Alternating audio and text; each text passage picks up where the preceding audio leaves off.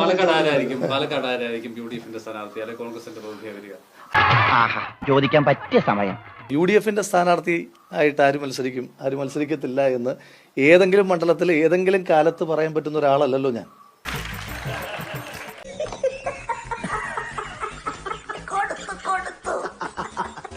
ഏതെങ്കിലും കാലത്ത് പറയാനുള്ള കപ്പാസിറ്റി ഉണ്ടായിരുന്ന ഒരാളല്ലല്ലോ ഞാൻ. ഇപ്പൊ തീരെയില്ല. ഇതിന് നിയമസഭ വേണ്ട, വാർഡിൽ എനിക്ക് അതിനുള്ള കപ്പാസിറ്റി ഉണ്ടായിട്ടുള്ളൂ. വാർഡ് കമ്മിറ്റി അല്ലേ തീരുമാനിക്കുന്നത്. എനിക്ക് എന്തിന്റെ കേടായിരുന്നു? സ്വന്തം കാര്യം പറയാം. അടുത്ത നിയമസഭാ തെരഞ്ഞെടുപ്പ് മത്സരിക്കുമോ എവിടെങ്കിലും? അല്ല, ഞാനിപ്പോൾ നിലവിൽ നിയമസഭാ സാമാജികനാണല്ലോ. അടുത്ത തെരഞ്ഞെടുപ്പ് ആയിട്ടില്ല, നോട്ടിഫിക്കേഷൻ വന്നിട്ടില്ല. ഇനി എത്രയോ കാര്യങ്ങളുണ്ട്.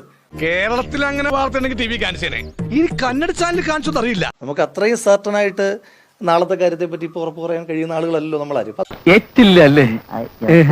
അതുകൊണ്ട് ഞാൻ പറഞ്ഞത് പറയേണ്ട കാര്യമില്ല. ഇതിൽ നിന്ന് എന്തെങ്കിലും ഒരു വാർത്ത സൃഷ്ടിക്കണ്ട. ഞാൻ ഒന്നും പറഞ്ഞിട്ടില്ല എന്നുള്ളതാണ് ഇതിന്റെ വാർത്ത. ഇനിയും ഞാൻ പറഞ്ഞതിന്റെ അറ്റവും മൂലയും വെച്ച് വാർത്ത സൃഷ്ടിക്കപ്പെടാതിരിക്കാൻ വേണ്ടിയിട്ട്, സൃഷ്ടിക്കണോ വേണ്ട എന്നുള്ളത് നിങ്ങളുടെ തീരുമാനം. ഞാൻ ജനങ്ങളോട് പറയുകയാണ്, ഞാൻ ഒന്നുമേ പറഞ്ഞിട്ടില്ല.